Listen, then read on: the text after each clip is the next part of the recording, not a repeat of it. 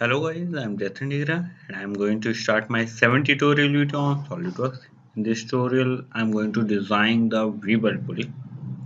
So this is a pulley which I'm going to design this tutorial. So here I'm going to use the two basic features tool for making this part. The one basic features tool is the revolved and second basic features tool is the extrude cut. By using these two features tool, I'm going to make this part. So just firstly, I'm going to take the front plane. Here I am going to draw this profile, half of this cross section. Just I'm zooming it. What is that? You can easily visualize it. So this. So what we have to do this? Firstly, I will take the front plane. Here I am going to draw the this center line from it.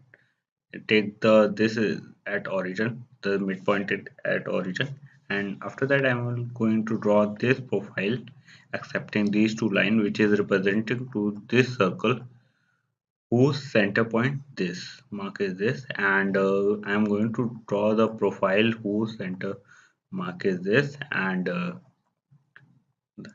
So just I'm going to draw it, and after that I will choose the revolve features tool. So just I'm draw it. After that I'm going to go into the top view. Here I will take the select the top plane for making the sketch. Here I am going to draw this circle and this profile, this keyway which I am going to draw 6 by 3.